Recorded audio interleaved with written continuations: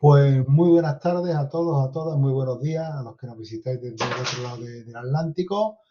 Iniciamos ahora el acto de apertura, o más bien la charla de apertura de la quinta edición de este título de experto universitario en servicios de apoyo a la investigación de la Universidad Pablo de Olavide. Lo hacemos como en años anteriores con una charla abierta, con un acto abierto a la participación de todas las personas que se han querido acercar por aquí.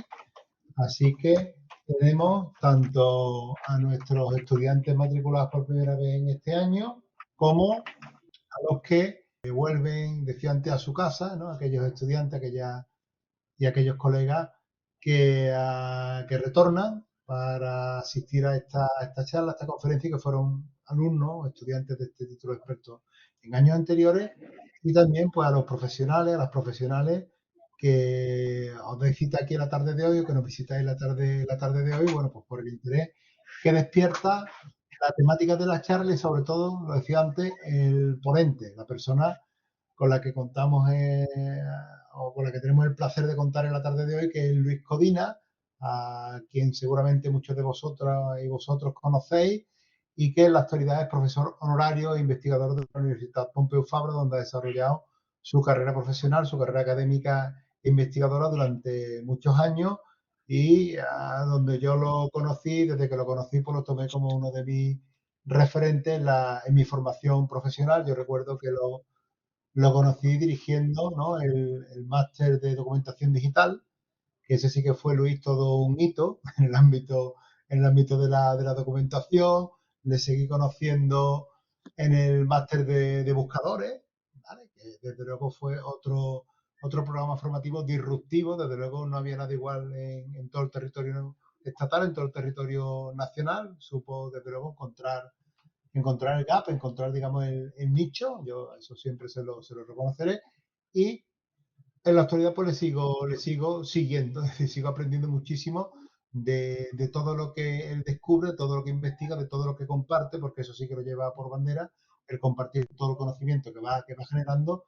Y desde luego a mí, y entiendo que a muchos de vosotros y de vosotras, pues nos sirve desde luego para alimentar nuestra propia sed de conocimiento o nuestras propias necesidades profesionales. Así que Luis, como referente, cuando pensamos en esta edición, cuando pensamos en a quién íbamos a invitar para que él abriera, pues desde luego, de hecho nos ha pasado en años anteriores. Lo que pasa es que ya sabéis cómo funciona esto por cuestiones de agenda, etcétera.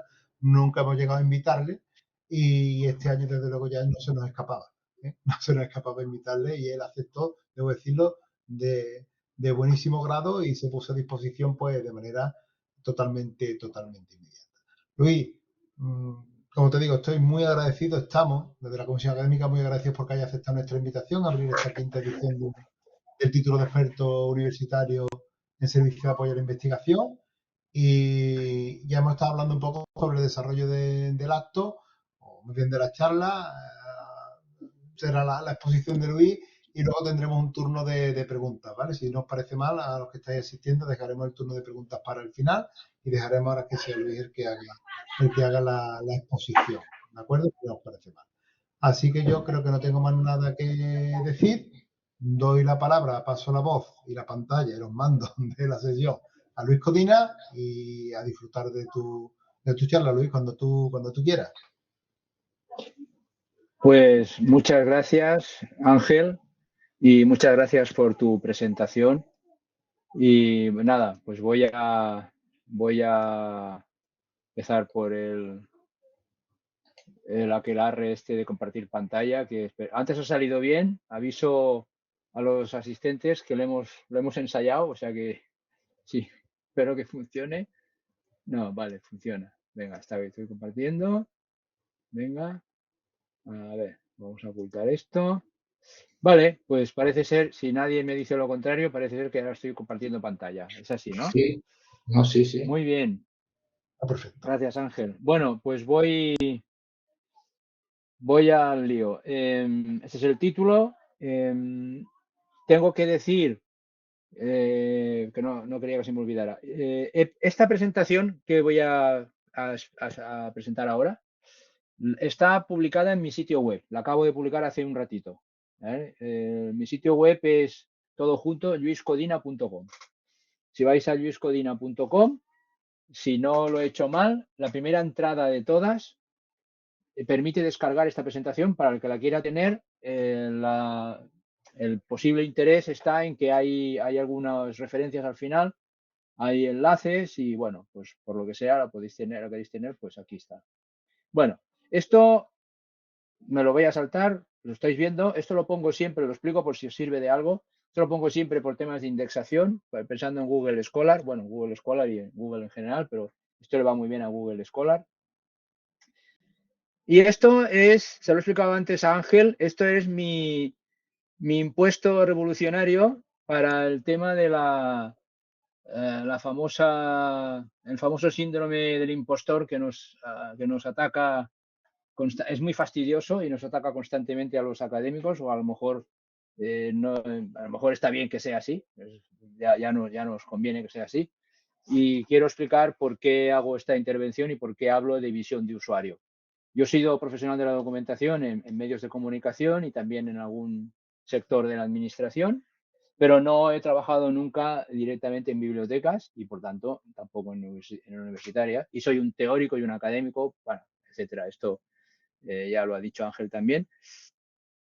Pero respecto a las bibliotecas universitarias, yo, lo mire como lo mire, soy un usuario. Por tanto, este es porque el título de mi intervención habla de la visión de un usuario. Bueno, en resumen, esto es para temas de indexación, fuera, y lo mismo. Y ahora sí, ahora los temas. Los temas que quiero tratar son estos que veis aquí. El énfasis es en lo que me voy a centrar más. Las cosas que están más atenuadas es las que las voy a presentar, pero voy a hablar poquito. Y lo que está en negrita es lo que más voy a hablar. Lo primero es el supuesto cambio de rol que representa la inteligencia artificial para las bibliotecas, pero tengo que avisar o insistir que sea lo que ahora os diré, tened en cuenta que os lo dice un usuario, no un profesional como sois o vais a ser vosotros. O sea que es la visión de un usuario. Bueno, algo de ética, competencia, bueno, ya lo estáis viendo. Paso. Bueno, para hacer un spoiler directo, yo creo que no hay un cambio de rol. Al menos como visión de usuario investigador concretamente. Yo uso las bibliotecas universitarias desde mi punto de vista de docente e investigador. Yo diría que la inteligencia artificial no hace que las misiones o el rol, si interpretamos la palabra rol como misión o objetivos fundamentales en un nivel máximo de abstracción, pues no cambian. Y yo, tal como yo las veo, vosotros, ya digo, estáis obligados a tener otra visión desde dentro, quizás no, seguro, más completa, más sofisticada, pero tal como lo vemos los usuarios, pues serían estas cuatro, ¿no? Apoyar la investigación. Yo siempre digo que es imposible, una universidad es imposible que sea excelente en investigación sin tener una biblioteca de universidad excelente. Entonces, el apoyo de la investigación yo creo que es el punto número uno, al menos, insisto, como lo veo yo como usuario. Apoyo a la investigación. Aquí hay unas cuantas cosas que ya os suenan a todos, por tanto no voy a insistir. También en solucionar necesidades de información, bien por programas sistemáticos o cuando un profesor o un grupo, un departamento, un equipo de investigación tiene problemas. Transferir conocimiento, esto se ha vuelto importantísimo, lo sabéis perfectamente, y yo os confirmo que desde el punto de vista de los investigadores y profesores de universidad, esto es una maravilla. Yo aquí menciono dos cosas, los portales de producción científica y los repositorios, y la formación de usuarios, imprescindible, imprescindible. La formación de usuarios, no me preguntéis por qué, pero por alguna razón, casi todo lo que tiene que ver con comunicación académica, está lleno, está plagado de malentendidos. Es increíble la cantidad de malentendidos que funcionan incluso entre profesores senior, no ya, digamos, doctorandos o profesores que se están formando, ¿vale? Por tanto, aquí, el primer tema que yo quería abordar sobre bibliotecas universitarias e inteligencia artificial es si esto implica un cambio de rol o hay un cambio de otro nivel. Y yo creo que el cambio es de otro nivel. Y de esto es lo que voy a hablar ahora en las próximas diapositivas. Yo creo que hay un cambio de competencias y de habilidades. Es decir, y estoy pensando ahora en los profesionales, los que os estáis formando o estáis ya trabajando en servicios de apoyo a la investigación, en bibliotecas o en centros de documentación. Hay un cambio de competencias y de habilidades. Yo aquí he seleccionado 4, aquí vemos, o 5, ahora veremos la segunda diapositiva. Competencias. Las competencias y las habilidades tienen que ver con saberes y con destrezas. Bueno, pues la primera, hay que saber utilizar los sistemas de inteligencia artificial. Una primera aproximación a esto es decir, bueno, pero cada vez son más fáciles de usar. Los sistemas de inteligencia artificial, por algo son de inteligencia artificial, se caracterizan porque están aparentemente minimizando cada vez más la necesidad de una interfaz. Los teóricos de la interfaz hace muchos años que dicen que la interfaz perfecta es la que no existe, la que es invisible, la que existe pero no se ve. Y la inteligencia artificial, en teoría, está simplificando mucho la interfaz, de manera que, en teoría, no se necesita una excesiva habilidad para utilizar un sistema de inteligencia artificial. Pero al mismo tiempo, cada vez son más potentes, cada vez tienen más capacidades y más prestaciones. Entonces, se nos presenta esta especie de paradoja. Ahora mismo el rango de uso, quizás la palabra no es ilimitado, pero es casi ilimitado, es amplísimo. Es muy fácil y al mismo tiempo muy amplio. Esto quiere decir que hay un espacio muy amplio para que los profesionales de la biblioteconomía y la documentación al servicio de la investigación, hay un espacio muy amplio para que innoven y tengan creatividad. Es extraordinario la respuesta, las diferentes respuestas que dan los sistemas de inteligencia artificial en función de la creatividad y del ingenio con lo que se hace el prompt es extraordinario, es extraordinario. Y para eso, justamente cuando tienes un rango muy abierto, cuando hay unos rangos de libertad casi totales, es cuando se necesita más ingenio, más capacidad de innovación y más creatividad. Hay otra competencia que es conocer la oferta tecnológica. Los profesionales de la biblioteconomía y documentación que trabajan en bibliotecas universitarias, pues tienen los responsables de la biblioteca y los expertos, los técnicos y expertos, tienen que conocer cuál es la oferta tecnológica que hay en sistemas de inteligencia artificial. Ahora mismo hay una cantidad enorme de sistemas de inteligencia artificial específicamente dedicados a la academia. Es un fenómeno curioso. Luego veremos por qué o intentaremos ver por qué. Es decir, si pensamos en cuál es la oferta de sistemas de inteligencia artificial generalistas, la lista es relativamente corta. Vamos a ensayarla. ChatGPT, Google Gemini, Claude. Bueno, sí, en este sentido. Es una lista relativamente corta. En cambio, la lista de aplicaciones orientadas específicamente hacia el ámbito académico no cesa de crecer. Yo la voy compilando cada vez que encuentro una aplicación nueva de una cierta solvencia, porque hay algunas que son infumables. Cada vez que encuentro alguna de una cierta solvencia, las voy compilando en mis notas particulares y yo diría que debe haber entre 30 y 40 aplicaciones enfocadas específicamente a dar soporte a los trabajos académicos. Algunas tienen una gran calidad y los usuarios de la biblioteca esperan que los profesionales de la biblioteca les orienten, o eso esperan, o eso esperamos.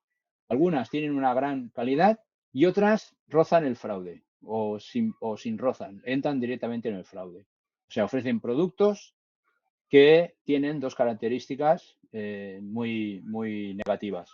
Uno, generan unos resultados de dudosa calidad y segundo, inducen al usuario a que utilice ese producto y lo haga pasar directamente por una creación intelectual. Es decir, inducen al usuario a pensar, bueno, yo ahora con esta aplicación mi tesis doctoral me la hace la inteligencia artificial, literalmente, o mi trabajo, mi TFM, mi trabajo final de máster, me lo va a hacer la inteligencia artificial, voy a añadir mi nombre y ya está. Entonces, esto hay que conocerlo. Esta oferta tecnológica o de mercado es muy amplia. Luego hablaremos de algún producto y concretaremos más. Vale. El área de la biblioteconomía y documentación se ha caracterizado siempre por la evaluación de los recursos de información. Es una tradición académica, es una tradición científica, es una tradición profesional. Entonces, las bibliotecas universitarias tienen que tener disponibles o tienen que desarrollar herramientas intelectuales o del tipo que sea, para evaluar los diferentes sistemas de inteligencia artificial. La necesidad de las bibliotecas universitarias de evaluar recursos, seguramente ya conocéis la fuente. La fuente es que las bibliotecas tienen que invertir bien sus recursos y tienen que decidir si contratan esta base de datos o esta otra, o si contratan esta revista o esta otra, o si adquieren esta colección de libros o esta otra. Entonces, esto se extiende a los sistemas de inteligencia artificial. Algunas universidades españolas, me consta que ya han dado el paso de contratar sistemas de inteligencia artificial a nivel corporativo. Por ejemplo, están contratando las versiones de Scopus o de Web of Science que incluyen, estas versiones incluyen un componente de inteligencia artificial. Bueno, pues es necesario también que los profesionales, los nuevos profesionales de las bibliotecas universitarias centrados en inteligencia artificial tengan herramientas conceptuales, intelectuales sobre cómo evaluar estos sistemas, cómo se pueden comparar los sistemas. Después hay un cuarto elemento que es entender y saber aplicar la ética de la inteligencia artificial. Está apareciendo una enorme cantidad de guías y de normativas sobre qué es ético, qué no es ético hacer con la inteligencia artificial, concretamente en el ámbito académico, concretamente en la producción de trabajos académicos. Cuando digo trabajos académicos me refiero desde un TFM, un trabajo final de máster, hasta una tesis doctoral, pasando por un artículo de investigación para enviar a una revista científica. Entonces, aquí hay un ámbito en el que yo, por lo que he visto toda mi vida de trabajo de profesional de la academia en las universidades, los usuarios de las bibliotecas esperan obtener orientación de sus bibliotecas. De la misma manera que los usuarios de las bibliotecas universitarias siempre esperan obtener orientación de las bibliotecas en temas de copyright, por ejemplo, o de open access. Pues esto es una demanda que yo creo que vais a ver en vuestros interlocutores, en vuestra audiencia, en vuestros stakeholders, ¿vale? Entonces, esa es otra competencia que tenéis que desarrollar o que os va a afectar. Y la última es más difícil de apreciar, pero yo creo que es imprescindible. Siempre debemos usar el pensamiento crítico. Es decir, invocarlo aquí con motivo de la inteligencia artificial no es porque hasta ahora no hiciera falta el pensamiento crítico. El pensamiento crítico nos tiene que acompañar siempre, al menos a nivel profesional. Bueno, y en el ocio tampoco está mal que nos acompañe el pensamiento crítico, pero bueno, sobre todo a nivel profesional. Ocurre que en el ámbito de la inteligencia artificial esta necesidad se dispara, queda todavía más disparada, porque la inteligencia artificial nos está produciendo contenidos que son o serían susceptibles de sustituir actividad humana. Entonces, aquí es necesario que la parte humana desarrolle sobre todo el pensamiento crítico. Hay algunas cosas que se pueden apuntar ya, seguramente vosotros también las estáis pensando. El pensamiento crítico en el uso de la inteligencia artificial significa algunos verbos que yo voy a utilizar varias veces. El verbo evaluar y el verbo verificar. Son dos verbos que son muy importantes. Evaluar se refiere a evaluar la validez de los argumentos. Es una palabra tomada de la lógica formal que recomiendo que se cultive lo más posible. Ya sé que los planes de estudio están muy cargados, no son de goma, no se puede meter de todo, pero mi recomendación para cualquier interesado en desarrollar o en aplicar pensamiento crítico en el uso de la inteligencia artificial, yo le recomendaría conocer la lógica, si no la conoce ya, o ampliarla si ya la conocía. Conocer la lógica, entrar en temas de lógica. Luego también dirá algo más sobre esto. Pero la lógica yo creo que es la manera más directa, más certera que tenemos de fomentar o ampliar o desarrollar nuestro pensamiento crítico. Bueno, pues estas son cosas que tienen que ver con lo que son para mí el verdadero cambio que nos impone la inteligencia artificial en el ámbito que nos ocupa. Este cambio de estas nuevas competencias y habilidades. También me he preguntado a la hora de preparar esta presentación, bueno, ¿y cuáles son las funciones que los usuarios identificamos como características de las bibliotecas universitarias? Y aquí voy a enunciar unas cuantas. No me voy a entretener mucho porque creo que esto seguramente es lo que vosotros controláis todavía mejor que yo. Bueno, funciones habituales, se solapa un poco con lo que he presentado, pero es otro punto de vista. Las funciones que son identitarias, que ayudan a los usuarios a situar por qué su biblioteca es tan importante en su universidad, son la orientación, tanto a estudiantes como a investigadores, sobre cómo usar, en este caso, los sistemas de IA. Se solapa en parte, pero es otra forma de presentar lo que he dicho antes. La función de facilitación, es decir, las universidades hasta ahora y seguirán haciéndolo, son el actor que contrata bases de datos y ahora es el actor que va a contratar suscripciones de sistemas de inteligencia artificial. La evaluación, ya lo hemos comentado, estas son algunas de las preguntas que la biblioteca universitaria tendrá que hacerse cuando se plantee si se suscribe y a cuál inteligencia artificial corporativa, cuál generalista y cuál especializada, pues son una serie de preguntas y de cuestiones que se va a tener que hacer, los responsables de las bibliotecas van a tener que hacerse y están aquí enunciadas. Tienen la función de orientar o de prescribir cómo usar la inteligencia artificial para dos cuestiones muy concretas que luego ampliaré. Ahora las apunto así. La función, yo le llamo función prescriptiva, pues seguramente vosotros podéis darle un nombre mejor, pero desde mi punto de vista es como una función prescriptiva, es cómo usar los sistemas de información y en este caso cómo usar la inteligencia artificial para que no vaya en contra o delante de dos problemas que están emergiendo, dos problemas emergentes que son a cuál más grave. Primero, cómo usar la inteligencia artificial de manera que no contradiga las buenas prácticas académicas. Y enseguida estamos pensando en una de ellas, que sería el plagio o algo equivalente al plagio, pero hay otros problemas como la destrucción de la cadena de atribuciones. Es un problema muy grave. Estamos hablando de dos cosas relacionadas pero diferentes. Cómo usar la inteligencia artificial de manera que no vaya en contra de las buenas prácticas académicas. Y un problema que puede ser la gran plaga de los próximos años si no se enfoca bien. Es lo que tiene diversos nombres. A veces se le llama la deuda cognitiva, a veces se le llama el sedentarismo cognitivo, y esta es una metáfora, evidentemente. El sedentarismo cognitivo quiere decir qué pasa cuando los usuarios empiezan a confiar tanto en el uso de la inteligencia artificial que dejan de poner en marcha sus funciones cognitivas.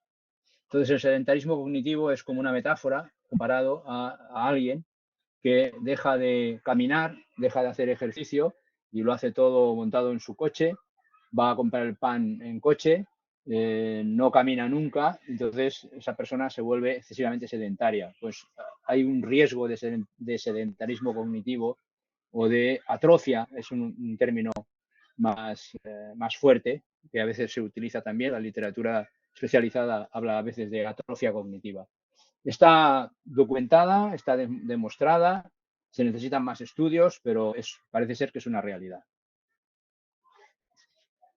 Bueno, las bibliotecas universitarias, por pedir, los usuarios hacemos siempre la carta a los Reyes Magos. Pues también esperamos que delante de problemas que afecten a los responsables de grados, a los decanos o a los jefes de estudio, delante de problemas que afecten a los másters, si se admite o no en un máster, por poner un tópico, el uso de la inteligencia artificial, si se puede admitir o no en un TFM, o cuando un plagio es plagio en el caso de usar la inteligencia artificial, pues yo creo que los usuarios también van a mirar a sus bibliotecas, a decir, bueno, quizás de nuestra biblioteca, no solo de la biblioteca, también de los rectorados, también del rectorado y de algunos vicerrectores van a venir orientaciones, pero seguramente esos vicerrectores lo primero que van a hacer va a ser consultar y contactar al responsable de su biblioteca para acordar algo sobre este tema, para asesorar a su público, a sus profesores, a sus responsables docentes y de investigación sobre, sobre cómo enfocar temas que van a salir cada vez más. ¿Vale? Y luego, bueno, pues un aspecto de promoción está vinculado con el primer punto de los tres que hemos visto aquí. Prescripción y promoción son muy parecidos. Pues yo creo que ya he dicho antes que los usuarios estamos siempre haciendo nuestra carta a los Reyes Magos permanente. Vamos a esperar de nuestras universidades, de nuestras bibliotecas, que nos ayuden a conocer las mejores prácticas respecto de la IA y a una constelación enorme de temas asociados. ¿Qué hacemos? Ya lo he dicho varias veces, pero vale la pena recordarlo. ¿Qué hacemos con el plagio? Ya sabemos que usar un contenido generado por una inteligencia artificial, hay quien dice que no es exactamente plagio, que es otra cosa, pero vamos a dejarme usar esta palabra de momento para no alargarme innecesariamente. Bueno, ¿qué hacemos con si se puede citar o no una inteligencia artificial? ¿Qué pasa si se rompe la cadena de atribuciones? Etcétera, etcétera. Vale. Voy ahora a pasar a un clásico en estos casos, que es ventajas e inconvenientes. Mi primera tentación, cuando hice esta presentación, era centrarme en los inconvenientes. Y al centrarme en los inconvenientes me di cuenta de este problema. Digo, bueno, va a parecer que la inteligencia artificial es un problemón, cuando es una gran ventaja. Entonces, rectifiqué a tiempo y ahora me voy a centrar más en los problemas, porque creo que es lo que necesita más tratamiento, porque lo que es más difícil de trabajar. Las ventajas funcionan solas, se deslizan por una pendiente muy bien engrasada, pero dejádmelo recordar. El uso de la inteligencia artificial tiene muchas ventajas. Vamos a recordar el consenso internacional. Hay un consenso internacional de los mejores expertos y de los mejores organismos, desde las Naciones Unidas hasta la UNESCO, pasando por todas las autoridades académicas nacionales e internacionales, que dicen algo, la Unión Europea también, que dicen algo tan sencillo como esto.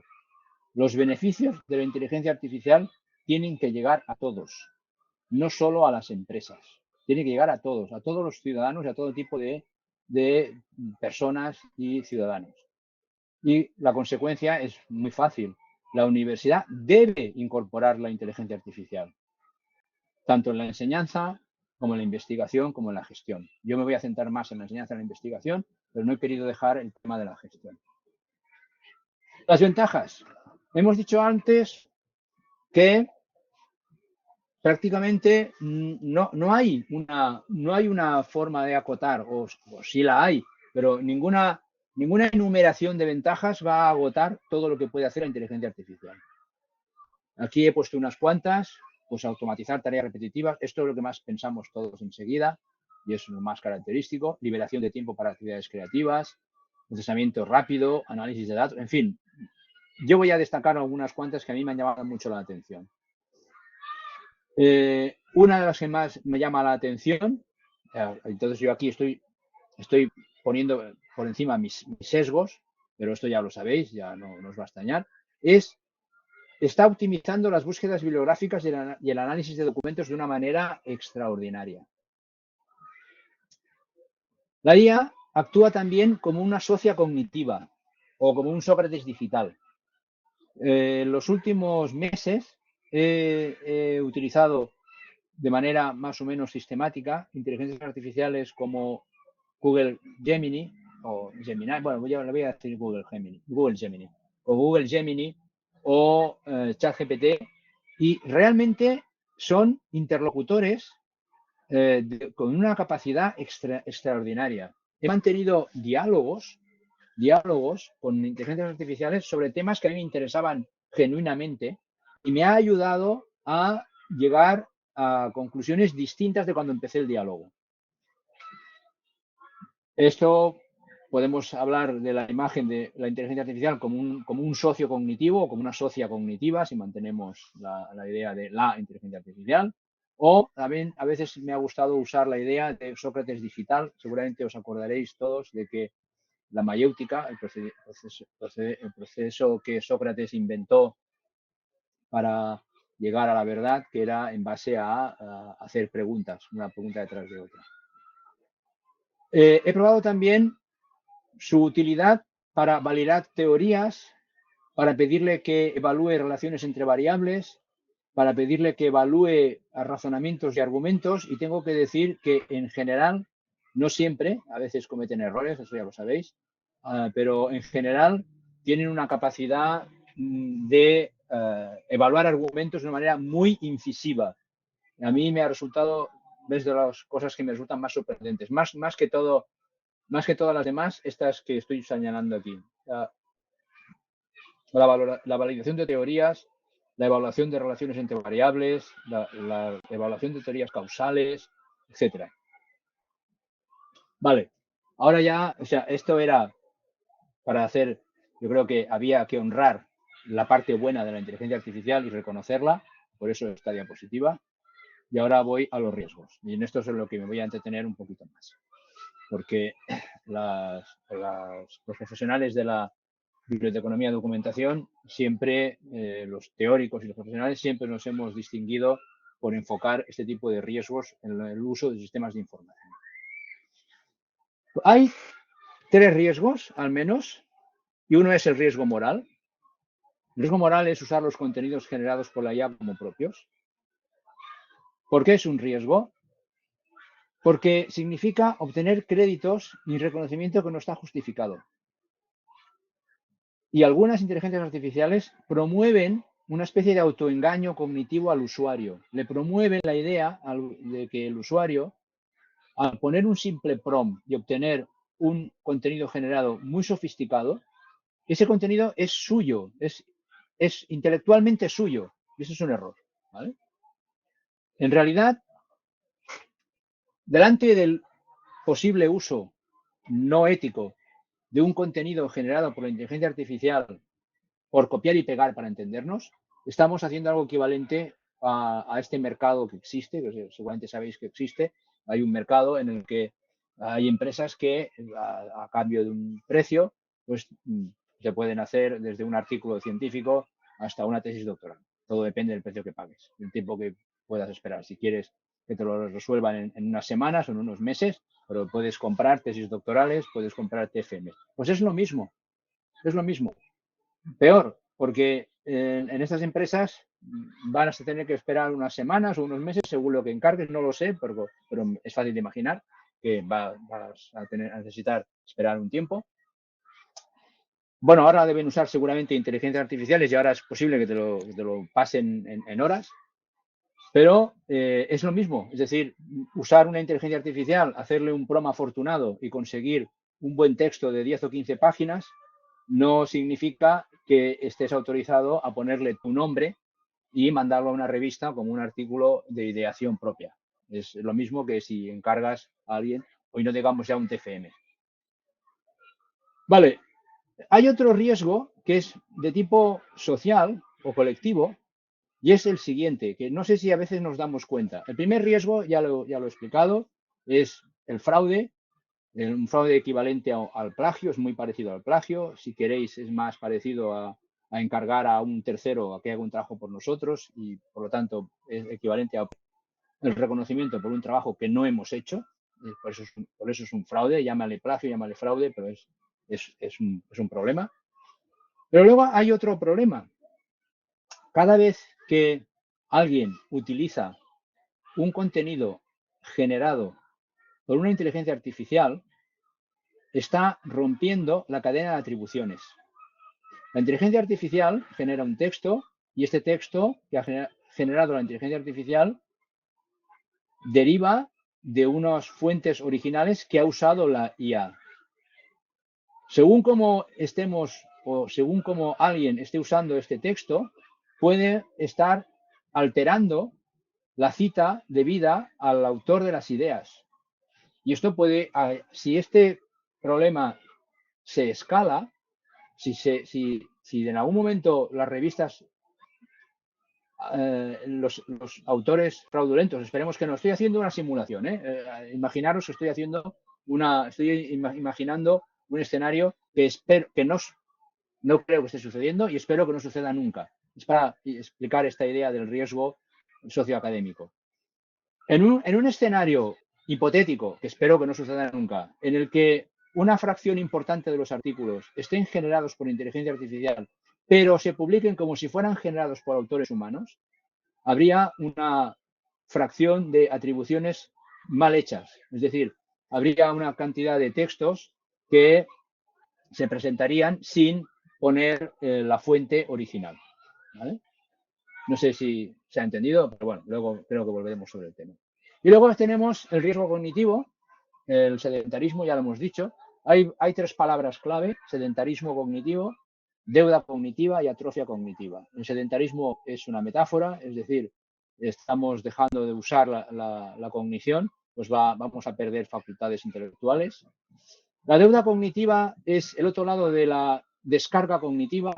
La parte buena de la inteligencia artificial se le llama cognitive download, descarga cognitiva, es decir, nos descarga de un trabajo, pero eso genera, cada vez que nos descarga un trabajo, genera una deuda cognitiva, algo que dejamos de aprender. Y la atrofia cognitiva es el término más brutal, pero es adecuado. Esto está generando atrofia cognitiva o puede generar en usos exagerados, ¿vale? Esto igual, espero que no suceda, esperemos que sea una exageración por mi parte y que no suceda nunca, pero puede adoptar rasgos de pandemia.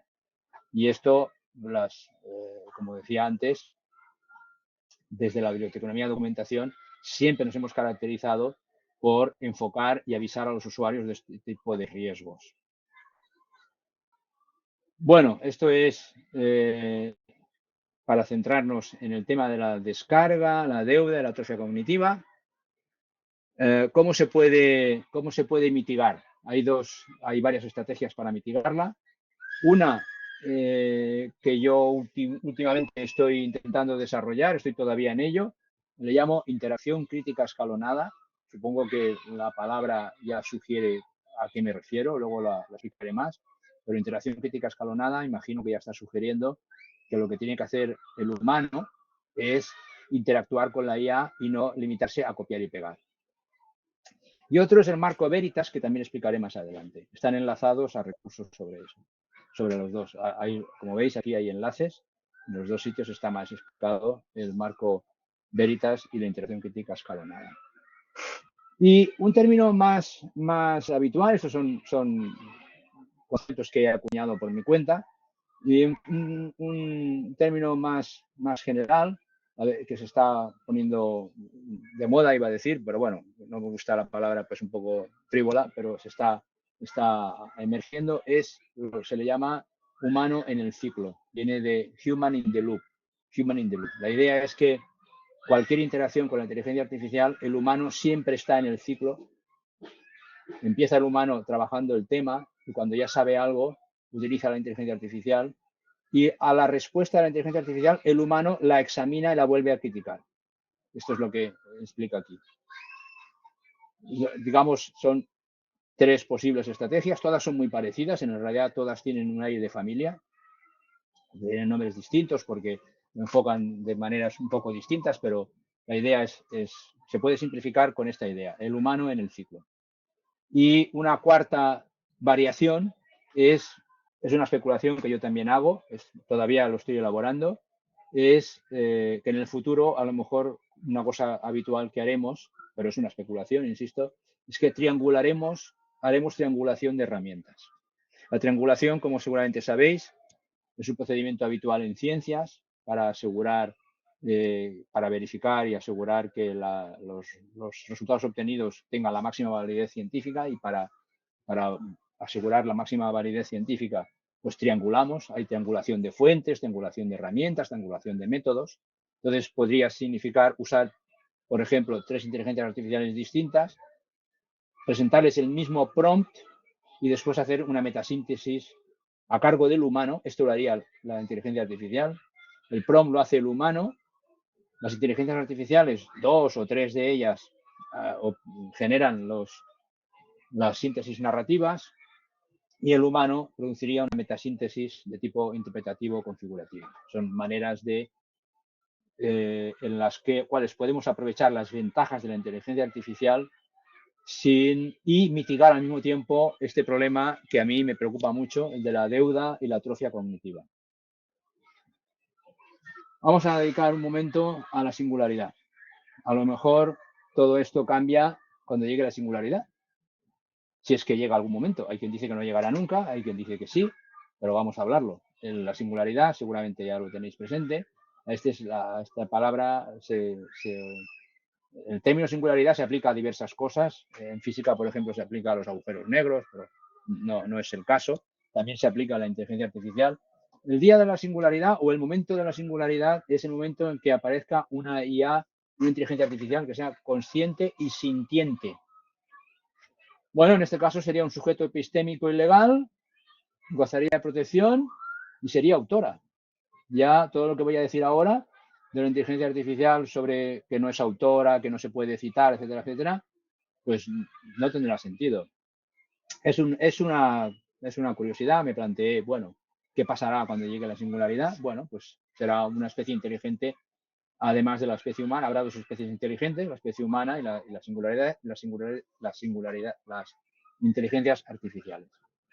Hice una prueba con Perplexity, está enlazado, de manera que podéis ver la respuesta de Perplexity. Le puse un prompt para preguntarle estimaciones sobre cuándo, si es que llegará la inteligencia artificial consciente y sintiente, y aquí podéis ver que la sitúan entre 2030 y 2060, pero que sepáis que hay autores que aseguran que jamás llegará, o bueno, al menos no en un tiempo previsible. Vale. Vamos a enfocar ahora qué pasa, la inteligencia artificial en trabajos académicos. Hay una serie de elementos clave que hay que tener en cuenta.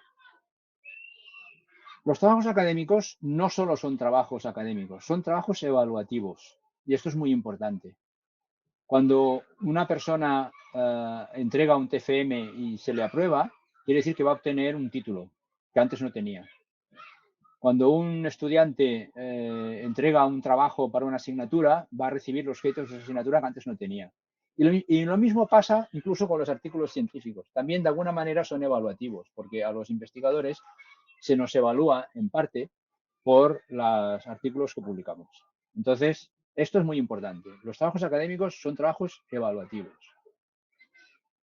Varias implicaciones. La primera, si son trabajos evaluativos, usar contenidos generados por la IA como si fueran propios intoxica esta calidad. Ya nadie sabrá, en caso de que se usara sin control, nadie sabrá quién merece qué. Nadie sabrá si un autor de un TFM merece su título de máster o no lo merece, porque no se podrá saber. Y la implicación segunda, que a mí me preocupa mucho, porque no sé si tenemos del todo la conciencia, es que destruye la cadena de atribuciones. Al utilizar por copiar y pegar, en su caso más extremo, al utilizar por copiar y pegar contenidos de las IA, podemos estar, o seguramente estamos destruyendo la atribución real. La atribución real sería al autor del cual la inteligencia artificial ha tomado sus ideas. ¿Vale? Bueno, la cadena de atribuciones, cuando funciona, es muy buena, y las cosas a veces echan de menos cuando fallan. Y si delante del peligro de que la cadena de atribuciones falle por la inteligencia artificial, es el momento de ver para qué sirve la comunicación académica. Bueno, primero nos permite trazar de dónde viene el nuevo conocimiento, viene de tal y tal obra anteriores. Permite que la ciencia actúe de manera eficaz como un proceso acumulativo. otorga el mérito a los investigadores y permite asignar de manera eficiente los recursos. Es decir, cuando la cadena de atribuciones se mantiene correctamente, los autores más citados son efectivamente los autores más citados. Y ser autor muy citado permite a ese autor pues, obtener recursos como becas o obtener ayudas para investigación, etc. Entonces, si se rompe la cadena de atribuciones, podemos estar rompiendo estas 4 cosas que pongo aquí y seguramente más que ahora no se nos ocurren. Los puntos cardinales. Vamos a ver cuáles son los puntos cardinales para intentar solucionar algunas de estas cosas que estamos viendo por aquí. Yo he llegado, hasta ahora yo utilizaba 4 puntos cardinales. Acordaros que un punto cardinal quiere decir es un punto importante, no tiene necesariamente que ver con la geografía. Un punto cardinal es un punto importante, un punto decisivo. Yo creo que el consenso académico internacional, si revisamos muchas normativas y cogemos guías y normativas al respecto, se puede decir que en estos 5 puntos hay un consenso, yo creo que es casi total. De hecho, os puedo decir que he hecho pruebas sobre ese consenso y aquí os explico algo que os puede interesar. He utilizado, entre otras herramientas, Consensum. Consensum, no sé si la conocéis, pero os la recomiendo mucho. Tiene un rendimiento espectacular y es de las inteligencias artificiales que no intenta promover uso fraudulento, porque no produce contenidos para que cojamos y tal cual, por copiar y pegar, le pongamos nuestro nombre y lo podamos colocar como si fuese un artículo generado por nosotros. Da contenidos que tienes que trabajar. Bueno, pues Consensus, una de las pruebas que hice fue pasarle este consenso y preguntarle si efectivamente existe consenso en la academia y me ayudó mucho a confirmar que efectivamente hay un consenso muy alto. Luego, si nos da tiempo, seguramente no nos va a dar tiempo, o sea que no sé por qué lo digo, pero si nos diera tiempo os enseñaría el resultado, pero bueno, lo acabaré publicando en mi sitio web. Vale, voy al consenso. Y esto es muy importante. Creo que esto es esencial. Cada vez que hablemos de inteligencia artificial y academia, estos 5 puntos los tenemos que tener muy claros. El primero lo vamos a llamar no autoría. No me gustan los puntos que empiezan por una negación, pero en este caso no he encontrado forma de hacerlo positivo. Seguramente la hay, pero no la he encontrado. No autoría.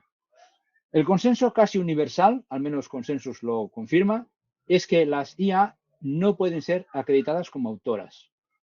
Si alguien se pregunta por qué, hay al menos 2 razones. Primero, no tienen competencia epistémica, no piensan. Y segundo, no tienen estatus legal para pedirle rendimiento de cuentas, como si se le puede pedir a un autor humano. A un autor humano se le puede pedir rendimiento de cuentas si ha cometido un error o si ha hecho una estafa. Por tanto, si no se les puede pedir rendimiento de cuentas y sabemos que no son competentes epistemológicamente, son sistemas predictivos estadísticos que no piensan lo mismo que piensa una hoja de cálculo, pues no pueden ser autoras. Un punto que no siempre está identificado. Me acaba de sonar la alarma, quiere decir que llevar ya unos 45 minutos, o sea que ahora, con vuestro permiso, los próximos 5 minutos haré una revisión rápida de los contenidos de la presentación para que los interesados la podáis trabajar por vuestra cuenta si os interesa. Voy a acabar de presentar esto y hago un panorama más superficial del resto de transparencia. Bueno. No podemos citarlas como autoras. Es decir, no podemos poner un artículo y en la byline, en la línea de autor, poner fulanito de tal y ChatGPT, o ChatGPT y fulanito de tal. Pero tampoco podemos citarlas como si fuesen autoras. Hay que buscar de dónde han sacado el contenido y citar al autor original. Lo podemos citar como herramientas, pero no como autoras. El tercer punto es que los autores humanos, se entiende, son siempre responsables de manera íntegra del contenido de sus trabajos. Es igual que hayan usado mucho o poco la inteligencia artificial para hacer su investigación, hayan usado mucho o poco para dar soporte a la redacción del contenido. La responsabilidad es humana. Nunca ningún autor podrá decir, es que la inteligencia artificial me dijo no sé qué. Siempre la responsabilidad es humana. El cuarto punto es el pensamiento crítico.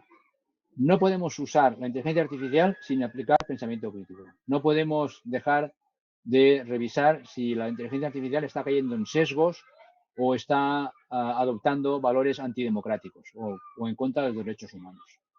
Y el quinto punto es el que he añadido últimamente. Normalmente yo trabajaba con estos cuatro y luego vi la evidencia de que el quinto punto es necesario. El uso significativo de la inteligencia artificial, no el uso muy auxiliar o muy de soporte, pero el uso significativo tiene que ser declarado de forma que sea a la vez transparente y trazable. Y esto es lo más importante, lo que yo quería presentaros cuando pensamos en los cambios de roles, los cambios de habilidades, las cosas que profesionales de la biblioteconomía de documentación que trabajan en una biblioteca universitaria, creo, desde mi punto de vista, vosotros sabéis más, que estáis en la profesión, se tienen que tener en cuenta. Y ahora, lo que sigue en las diapositivas es las conclusiones. Y la conclusión más importante, voy a llegar hasta a la 2, es que si tenemos en cuenta estos 5 puntos, sobre todo los 4 primeros, y el 5 es un complemento necesario, si tenemos en cuenta los 4 primeros, en los trabajos académicos que tienen este carácter valorativo, acreditativo, nadie, ningún estudiante ni ningún investigador puede coger un contenido generado por una IA y por copiar y pegar incorporarlo a su trabajo. En su lugar, ese autor, ese estudiante, ese investigador, tiene que aplicarle un proceso transformador. El proceso transformador, yo le he dado el nombre de Veritas para que se nos quede en la cabeza. El proceso transformador se basa en 4 acciones y una quinta, que es la declaración, como siempre, la transparencia. Es cualquier texto, cualquier contenido, mejor dicho, que pensemos que vamos a incorporar, si soy un estudiante de máster y quiero hacer un TFM de doctorado y hacer un capítulo de doctorado o un investigador para un artículo científico, cualquier contenido significativo que queramos incorporar, hay que evaluarlo, hay que evaluar si lo que dice tiene sentido, según nuestros conocimientos previos. Tenemos que verificar que las fuentes son reales, no son inventadas. Tenemos que atribuir las fuentes a los autores originales, no a la IA, y tenemos que editar el contenido para que se responda a nuestras propias palabras. Y esto le llamo Veritas. Y seguramente, como sois muy incisivos y estáis metidos en el ajo, estáis pensando, bueno, pero Veritas, evaluación, verificación, atribución, edición, ¿no es lo que siempre se ha hecho en la academia cuando un investigador consulta fuentes bibliográficas para incorporarlo a su trabajo? Claro, es lo que siempre se ha hecho, pero no tenía nombre. Y a veces, ¿qué sucede? Que cuando hay un nuevo escenario, algo que hemos hecho siempre sin darle mayor importancia, tenemos que darle toda la importancia que se merece. Y para eso hay que darle nombre. Pensamiento crítico, bueno, aquí tenéis algunos consejos o algunas cuestiones sobre el pensamiento crítico, cómo desarrollarlo. A ver, espera, ahora me he ido demasiado rápido. Quería ir rápido, pero tanto no. A ver, dejadme recuperar. Estoy a punto de acabar, ¿eh? No os preocupéis que estoy a punto de acabar. Algo sobre interacción crítica escalonada para el que la quiera desarrollar. Se llama interacción porque el humano está en el ciclo. Crítica porque aplica el pensamiento crítico, evalúa y verifica. Son 2 verbos que yo soy obsesivo en ellos, evaluar y verificar. Evaluar, acordaros, significa valorar la lógica de las ideas y verificar significa comprobar que las fuentes son correctas. Y es escalonada porque se hace por fases sucesivas. Esto sí, vamos a revisar esto con vuestro permiso. Me voy a alargar unos minutos más, pero acabo ya rápido. Cosas que creo que tiene que plantearse los responsables de una biblioteca universitaria cuando llegue el momento, si es que no ha llegado ya, que desde el rectorado o desde gerencia les digan, señores o señoras, hemos de pensar en si contratamos o no una inteligencia artificial corporativa. Pues yo creo que hay que mirar estas. Seguramente vosotros con vuestro trabajo sacaréis más cosas para examinar, pero yo diría que estas que vais a ver ahora son imprescindibles. Primero, privacidad y protección de datos. Cumple la normativa europea de protección de datos, permite desactivar el seguimiento de prompts, son tipo RAP, facilitan fuentes, usan fuentes en su respuesta y el uso de fuentes tiene una ventaja muy buena. Primero, que en el mundo académico nos permite hacer la atribución correspondiente, no romper la cadena de atribuciones y nos permite, un factor, una ventaja adicional es que se ha comprobado que las inteligencias artificiales, cuando utilizan fuentes, el riesgo de alucinaciones baja mucho. Mejor, inteligencias artificiales que no sugieran al usuario, ahora te voy a dar tu artículo o tu TFM para que lo copies y lo pegues y lo presentes como tuyo. Mejor, que estén alineadas con valores como la democracia y los derechos humanos. Otra cosa es, me diréis, bueno, ¿y esto cómo se comprueba? Bueno, pues esto abriríamos un melón. Hay algunas que lo declaran expresamente. Por ejemplo, Claude es famosa porque ellos, Claude, explican que su inteligencia artificial está especialmente entrenada en democracia y valores humanos. Y yo creo que podemos decir que las dos más conocidas, ChatGPT y Google Gemini también, y hay una que hace todo lo contrario, una inteligencia artificial, luego si queréis os digo cuál es. En cambio hay una inteligencia artificial que presume de todo lo contrario, de estar desalineada con la democracia y con los valores humanos. Algunos estarán imaginando cuál es, y si no, luego la decimos. Después, tiene que ser mejor si presenta un plan antes de empezar a trabajar. Esto no sé si habéis visto, pero supongo que habéis visto que hay inteligencias artificiales que cada vez más, antes de hacer la investigación a fondo, te dicen voy a hacer esto. E incluso en algunas lo podemos editar, te permiten editarlo. Y después, las buenas inteligencias artificiales presentan una especie de diario, de bitácora, que dicen qué pasos han dado. Luego, claro, cosas evidentes como cuestiones de gestión. Hay algunas inteligencias artificiales que esto lo tienen muy descuidado, pues bueno, los usuarios académicos necesitan siempre están pudiendo recuperar y gestionar consultas anteriores, exportar documentos, gestionar referencias, etc. Bueno, con esto acabaré. Voy a hacer mi lista. Esta sesgada. Son mis gustos, mis preferencias, o sea que no la voy a defender como si fuese la evidencia empírica número uno. Yo creo que se puede defender. Si la presento y la defiendo es porque hay argumentos para defenderla, pero evidentemente está sesgada por mis intereses, mis gustos, mis manías. De inteligencias artificiales generalistas, yo creo que las mejores son estas que podéis ver aquí. Últimamente a mí me parece que Google Gemini tiene una capacidad de razonamiento extraordinaria. Notebook LM es un prodigio, absolutamente un prodigio. ChatGPT es inteligentísimo, si es que se puede aplicar esta palabra. Y lo mismo podemos decir de Perplexity y de Claude.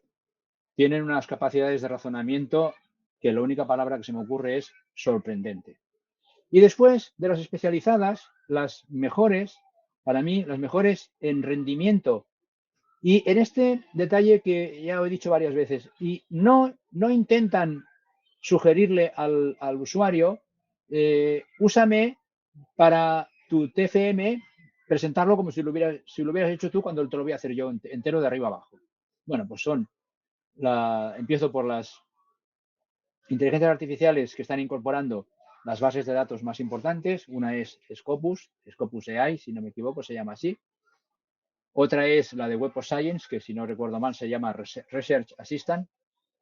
Notebook LM lo pongo como especializada porque es tan sencillo como cargarle documentos académicos. Se vuelve una inteligencia artificial especializada en usos académicos y con una eficacia extraordinaria.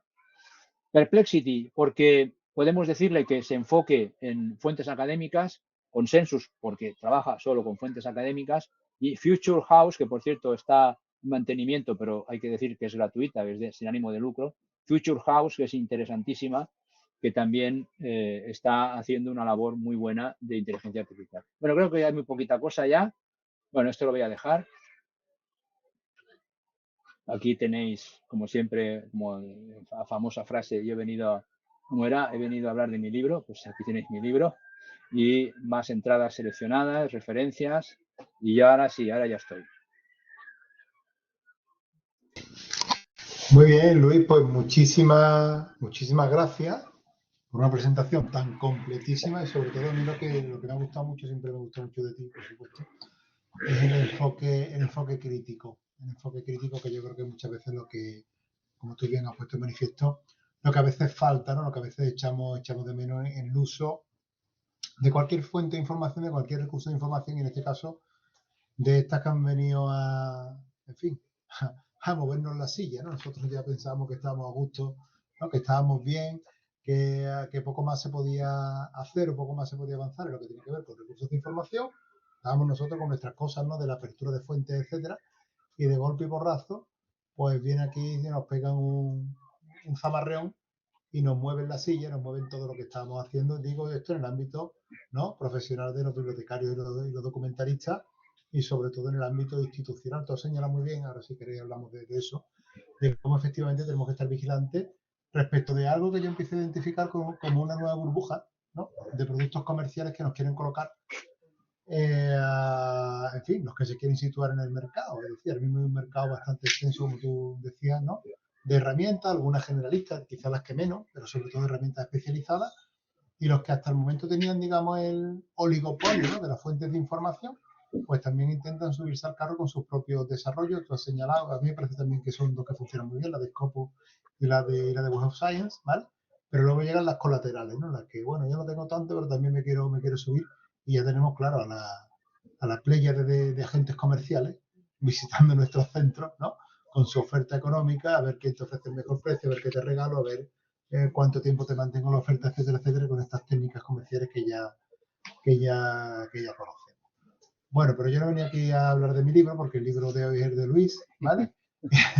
y, además, y la oportunidad es la de todos vosotros y vosotras que estáis asistiendo a la charla, así que yo os voy a pasar directamente la palabra. Vamos a organizarnos en turnos de preguntas, vais levantando la mano y vais interviniendo, y también para aquellos que no tengan micro, pues podéis dejar vuestras preguntas por el chat y las vamos formulando, las vamos leyendo, ¿vale? Para que Luis les pueda ir dando respuestas, ¿vale? Y hay aquí primero una primera intervención de Héctor García Real, que te felicita, Luis, por la charla, y lo que te pregunta directamente es que si puede considerarse una nueva misión del bibliotecario en este contexto de cambio constante, ¿vale? Eso es lo que pregunta Héctor Sí, García Real. perdón, voy a encender las luces. Sí, por favor, gracias.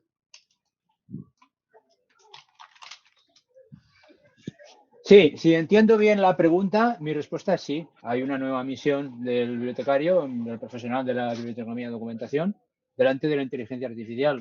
Igual que tuvo una nueva misión en su momento cuando aparecieron los ordenadores. Algunos somos tan antiguos que nos acordamos de la época donde no existían los ordenadores personales, habían los ordenadores grandes, pero los personales no, y tuvo una nueva misión. Y luego tuvo una nueva misión cuando apareció Internet. Pues es lo mismo. No sé, si he entendido bien, ¿eh? Sí, sí, yo al menos entiendo que va por ahí la formulación de la pregunta. De todas maneras, Héctor, levanta la mano, entiendo que vas a entrar con el micro. Héctor, cuando tú quieres tienes la palabra. Muchas gracias, Ángel. Felicitaciones al profesor Luis. Considero que estuvo bastante. Yo creo que también cuando se habla de sedentarismo intelectual, por decirlo así, yo creo que está a todo nivel. En algunos casos, inteligencia artificial aplicada a ciertos procesos documentales, por ejemplo, revistas científicas, hay detectores de IA, pero también está documentado que hay escritores antiguos o artículos antiguos de antes de la irrupción de la IA, que si uno los pone en el detector da un porcentaje mayor. Y después está un contrasentido que dicen hay que humanizar para que no te detecte el detector de IA. O sea, quiere decir, hay que enseñar a escribir mal para que no sea Sí, detectado. Y en sí. algunos casos me he encontrado con algunos autores que me han comentado que los han rechazado por que hay un 20% de detección cuando en realidad la persona escribió muy bien y es autoría propia. Entonces yo creo un nivel de respecto de las funciones éticas y del aprendizaje para tomar la IA como parte de los procesos o como parte de lo que se llamó también inteligencia aumentada y que acompañe los procesos de los profesionales es lo que se viene a futuro, y concuerdo específicamente que van a ser estos temas de ético, principalmente funciones que van a tener que desarrollar principalmente en las bibliotecas, las asesorías que hagan a todo nivel, ya sea el investigador o el estudiante, porque eso es bastante fuerte en todo ámbito. O sea, más que nada un comentario. Gracias. Pues muy agradecido por tu comentario, me parece muy oportuno lo que has dicho. Voy a destacar dos cosas. Una, el sedentarismo intelectual, como tú le llamas, me ha gustado esta variación al sedentarismo cognitivo. Ha existido siempre. O sea, la inteligencia artificial esto no lo ha inventado. La picaresca humana pues es una constante en la historia. Y otro, retengo también lo que has comentado sobre el peligro de los Turnitin o equivalentes aplicados a detectar si un trabajo se ha hecho con inteligencia artificial o no. Es un peligro, es un peligro. Es comprensible que las revistas quieran defenderse de artículos generados por inteligencia artificial sin ninguna intervención humana, eso es lógico, pero es un peligro porque no es fiable ni el positivo ni el negativo. Se reportan tanto falsos positivos como falsos negativos. Entonces yo aquí creo que hay que extremar las precauciones.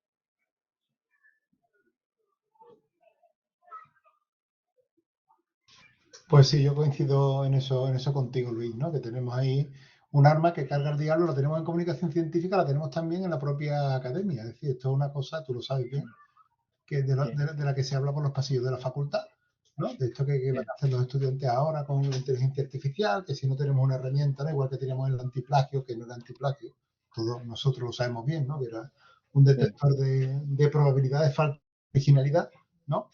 sí, Y con esto ocurre exactamente lo mismo, y hay un intento de cerrazón.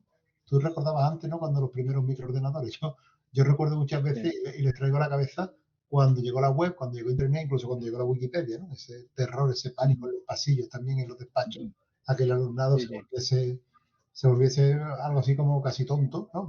Por utilizar estas sí, herramientas, pero hacer los trabajos como se sí, han hecho de toda la vida de Dios, es intentar cerrar el cómo lo hacíamos.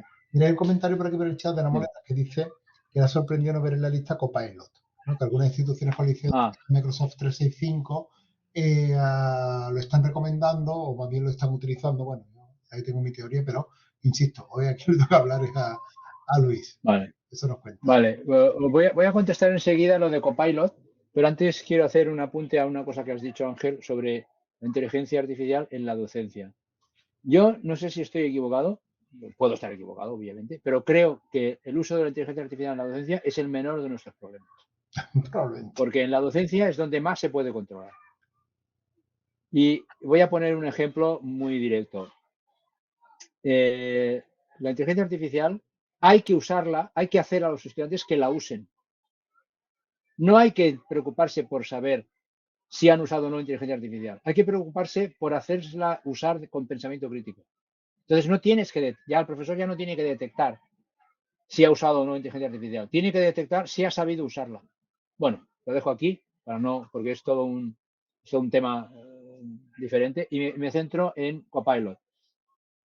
Bueno, Copilot puede ser que haya cambiado desde la última vez que yo lo he examinado, pero es la peor de todas las herramientas que yo conozco importantes, de las importantes.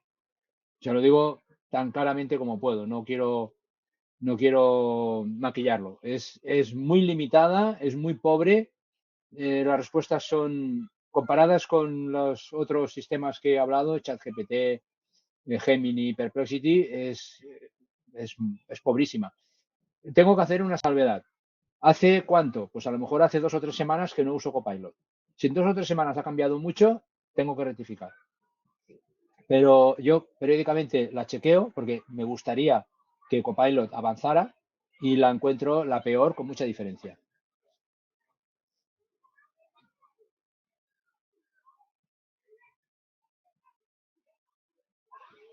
No se te oye. Estás muteado.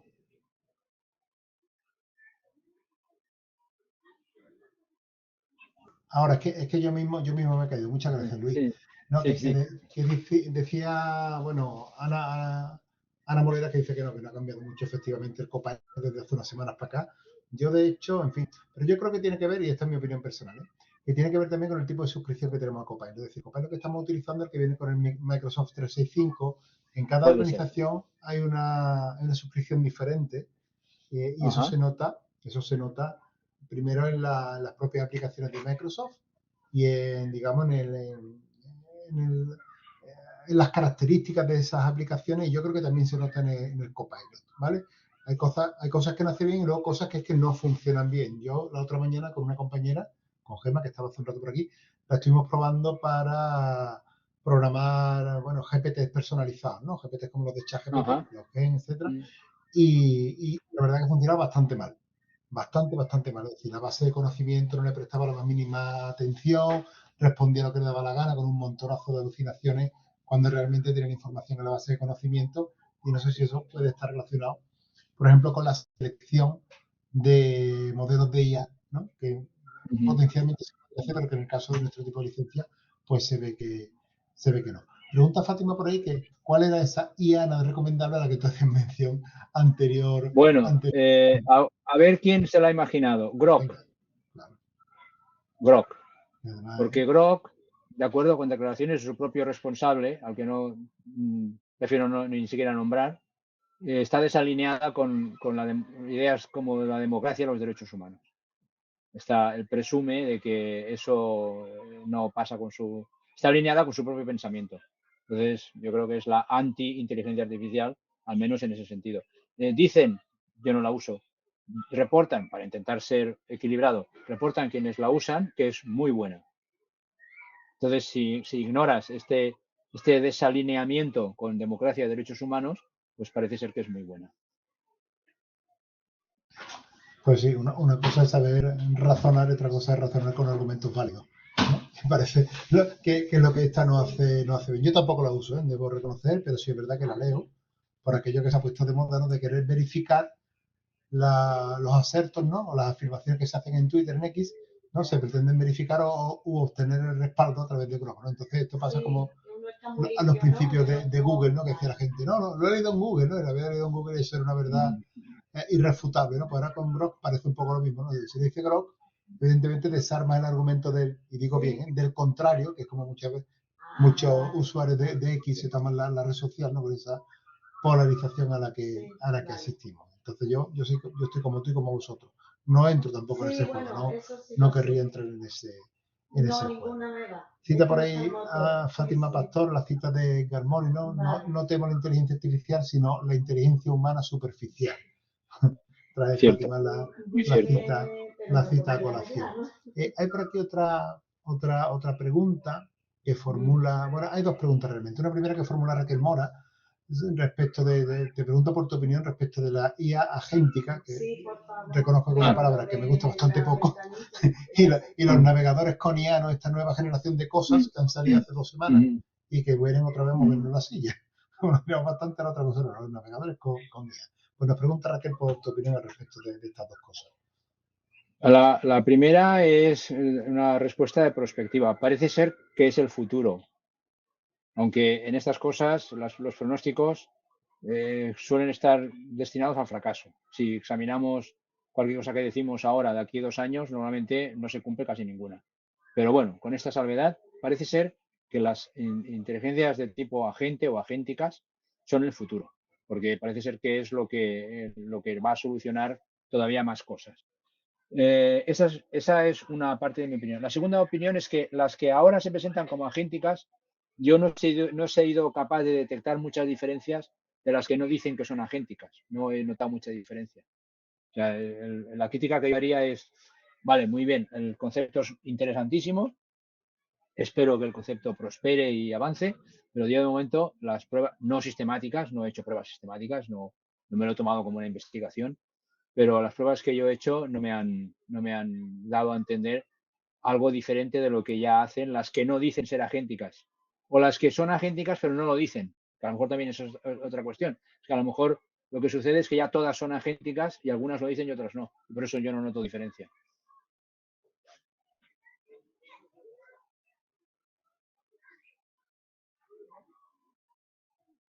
Perdón, que estaba otra vez con el micro cerrado.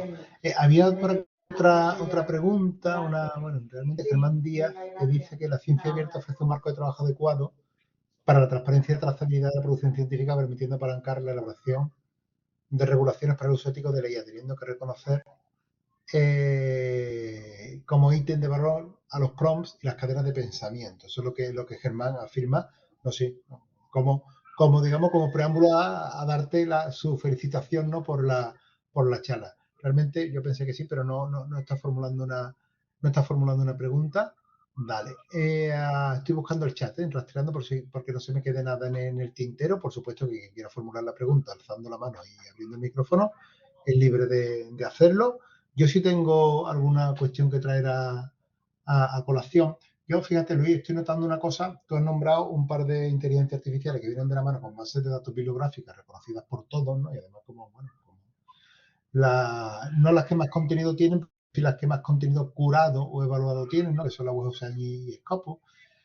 Y luego están llegando un tipo de productos que son las inteligencias artificiales aplicadas digamos, a paquetes de revistas o a revistas de una editorial concreta, ¿vale? O a contenido de una editorial concreta. Yo con eso traigo una reflexión y desde luego también te consulto a ti como especialista que eres. Quizá eso deviene de algo que ocurrió hace años ya, ¿no? Con la llegada de la revista electrónica, en la que teníamos nuestras bases de datos referenciales, ¿no? Que todos, o que se suscribían, etcétera, que utilizamos como instrumento de información curada de primer orden. Luego tenemos los portales de revistas a los que en principio le dábamos solo digamos, los bibliotecarios, los usuarios sí que lo abrazaron rápidamente con fervor, pero a los que los bibliotecarios le dábamos solo relativa importancia. ¿Por qué? Porque sabíamos que era un error intentar buscar información solo en el paquete de una editorial concreta. ¿Por qué? Primero, porque te estabas perdiendo lo que ofrecían el resto de editoriales, y segundo, porque te estabas tragando el buen contenido de esa editorial, pero también el menos bueno. ¿Vale? Y ahí hay casos obviamente muy llamativos. Pero claro, ahora con la inteligencia artificial ocurre lo siguiente. La IA de Scopus, la IA de WebOcean, en su mayor parte, o creo que en su totalidad, van solo contra metadatos. ¿Por qué? Porque en principio no tienen los textos completos. ¿Vale? A diferencia de esto, las IA de portales de revistas o las IA editoriales sí que van contra los textos completos, que para eso encima, ¿no? Habitualmente tienen el acceso a los textos porque tienen los derechos de autor cedidos, etcétera, etcétera. Entonces, claro, ahí yo creo que se podría producir un salto que no tengo claro si va a ser bueno o todo lo contrario. Es decir, bueno por la parte de que efectivamente al ir contra más contenido, ¿no? Me refiero a los textos completos, probablemente los razonamientos sean mucho mejores, ¿vale? Pero mucho mejores por el lado de que tienen más contenido, pero por otro lado, mucho más sesgados porque no tienen todo el contenido. Y por el otro lado, las que van contra las bases de datos referenciales, contra los solo metadatos, ¿no?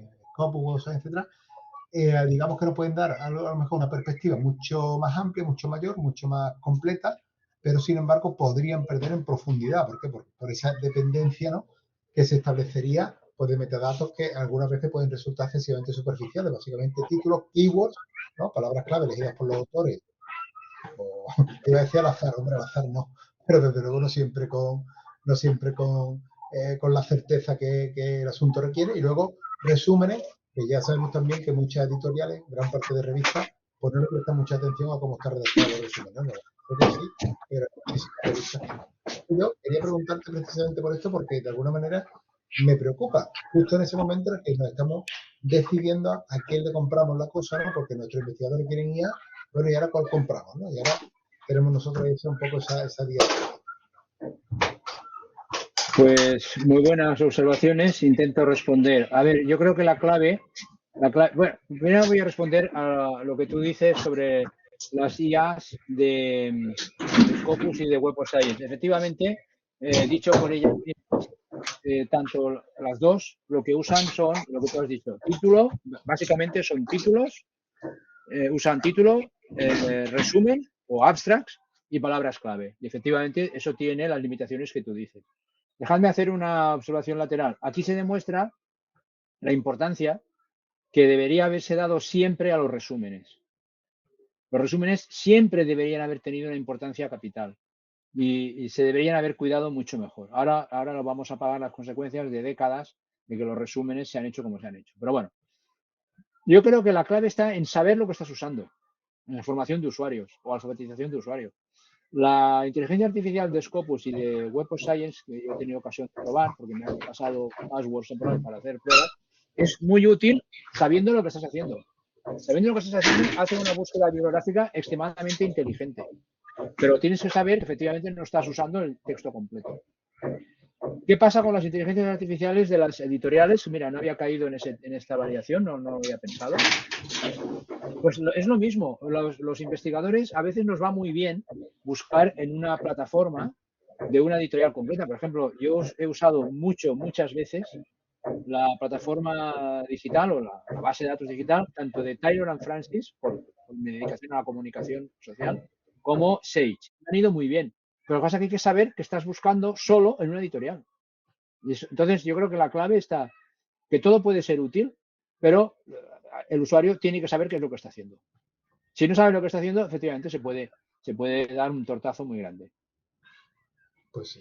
Entonces, me temo que en eso coincidimos, Luis. Y entonces yo, en fin, el consejo que siempre doy es que seamos muy críticos a la hora precisamente de suscribir y luego de informar a los usuarios.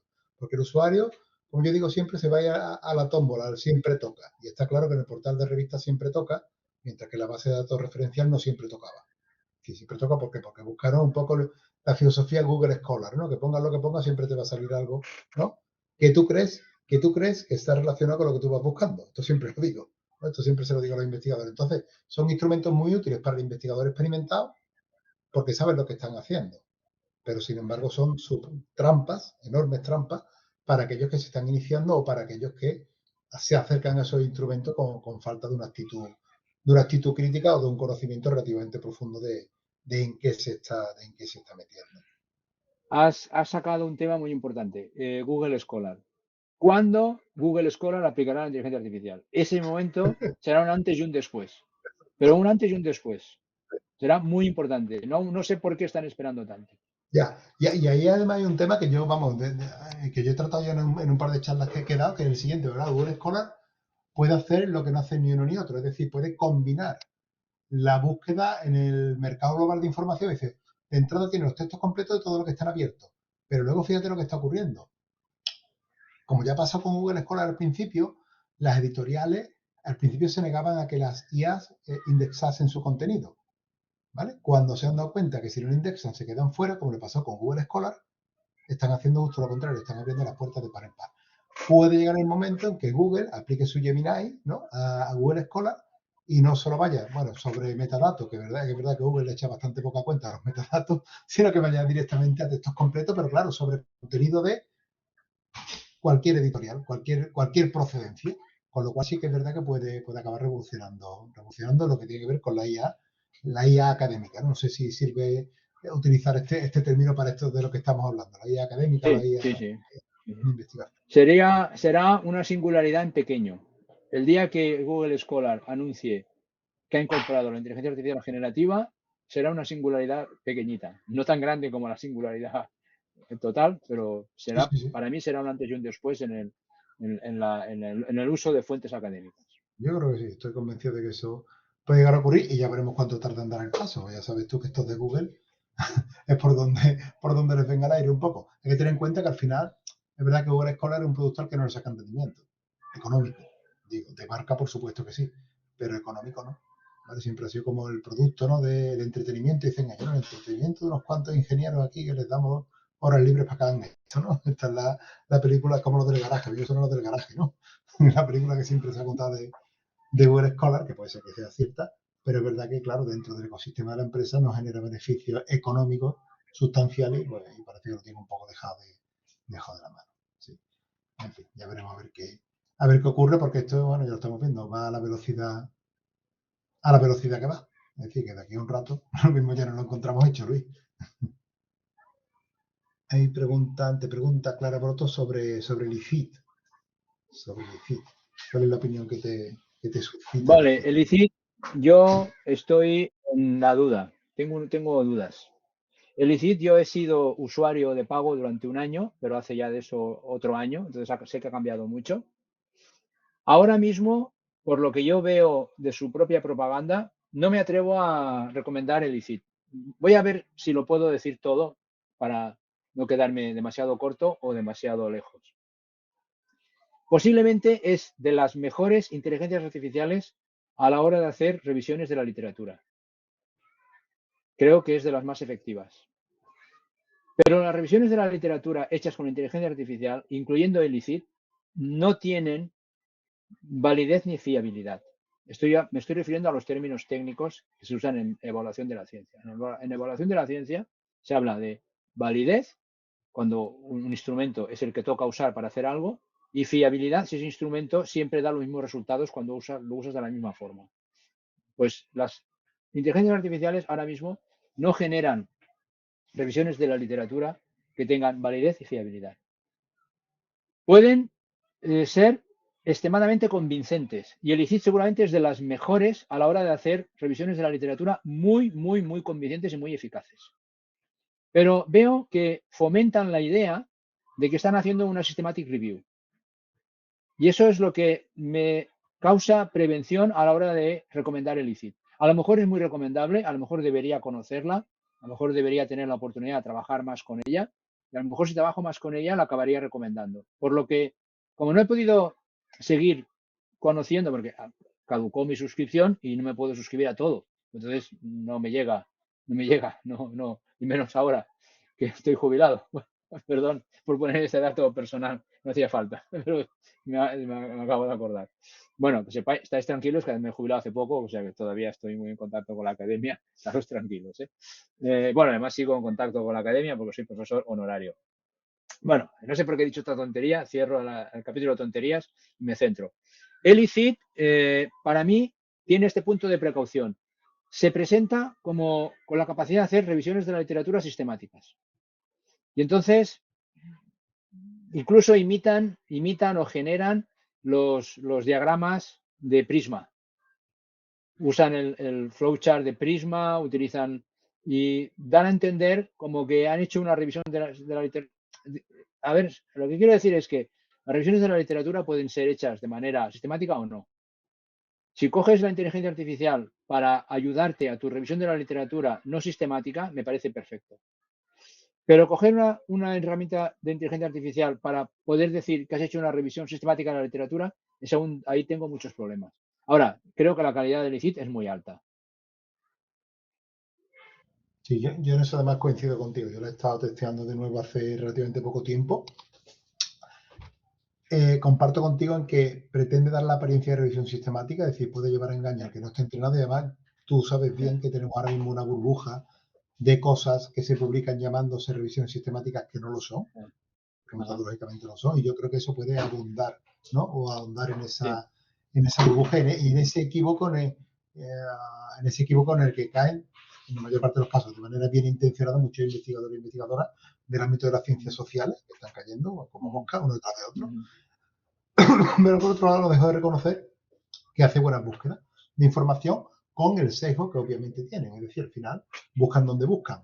Es decir, los recursos de búsqueda son relativamente limitados, se limitan a recursos abiertos, muchas de ellas están buscando básicamente los metadatos que está liberando Crossref, pues en fin, en base de datos, ¿no? En Semantic Scholar, que se está convirtiendo en el gran rey, ¿no? Del contenido abierto que alimenta inteligencia artificiales, pero claro, te estás dejando fuera muchísimo contenido, ¿vale? Muchísimo contenido de muchísima valía en el que obviamente no estás buscando, con lo cual siempre te corre el riesgo de una búsqueda sesgada. Entonces, yo lo estoy recomendando mucho para búsqueda exploratoria, es decir, para un comienzo y tal, y luego a partir de ahí complementar con otras herramientas que te permitan, ¿no? O incluso para localizar literatura semilla. Pues ya tengo tal, y ahora ya planto mis semillas por otro lado y ya voy localizando el resto, ¿vale? Pero sí que pueden ser muy interesantes. Nada, por ahí, gracias Luis.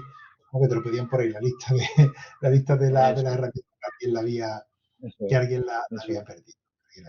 Eso es. Sabiendo lo que se hace, no tendría inconveniente en añadir aquí el ICIT en las especializadas. Pero teniendo en cuenta eso, sabiendo lo que se hace, es decir, ninguna inteligencia artificial, por buena que sea, y el ICIT es muy buena, ninguna inteligencia artificial genera una systematic review. Yo estoy jugando con el concepto de rapid review. Estoy elaborando una especie de teoría según la cual las revisiones de la literatura que genera una IA pueden ser equivalentes a rapid reviews.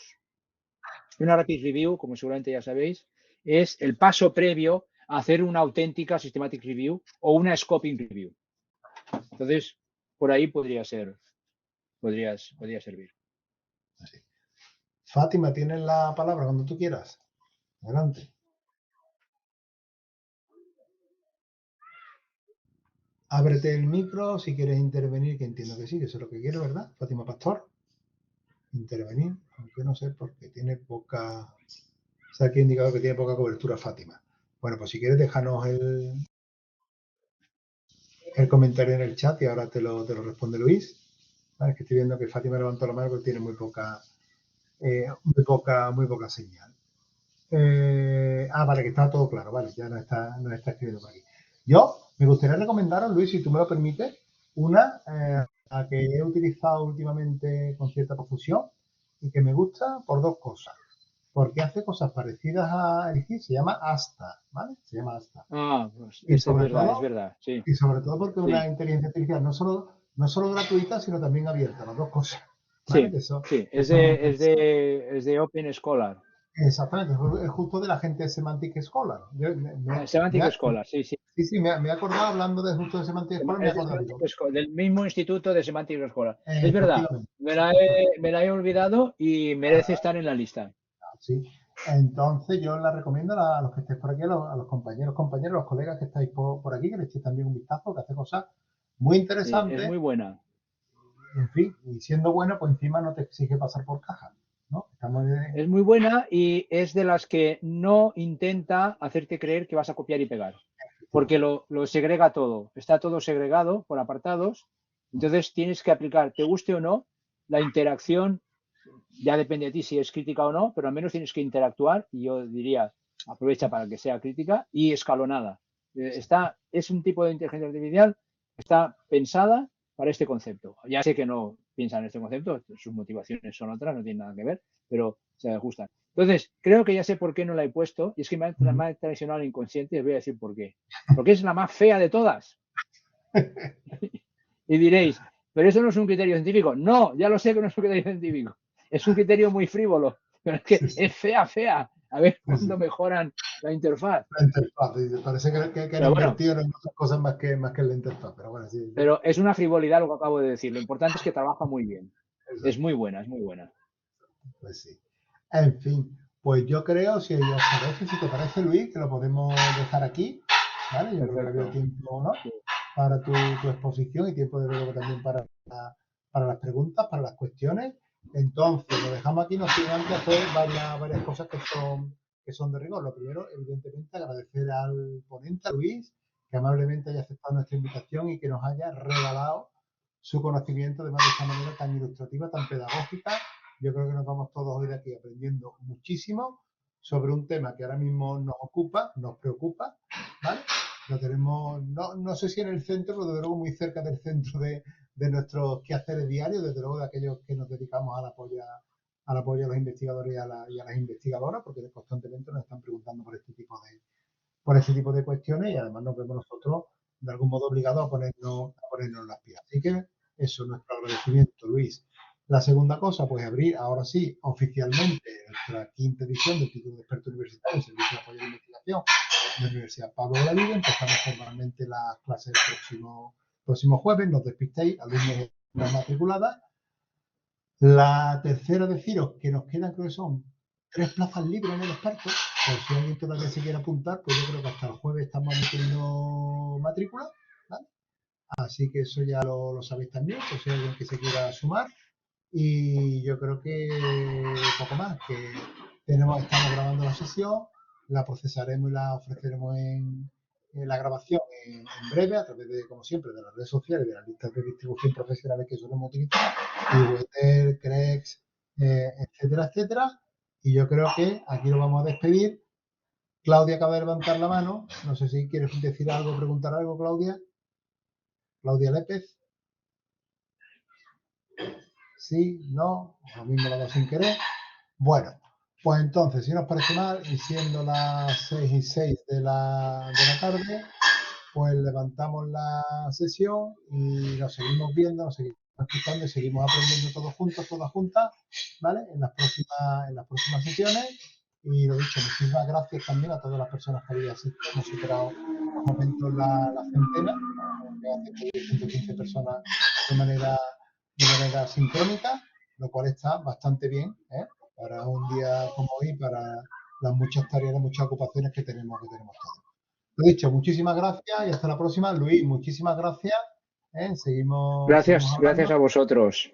Ha sido un placer y un honor. El honor ha Mucha sido nuestro, suerte. desde luego. Muy bien, muchísimas gracias. Muy bien, paramos la grabación ahora sí.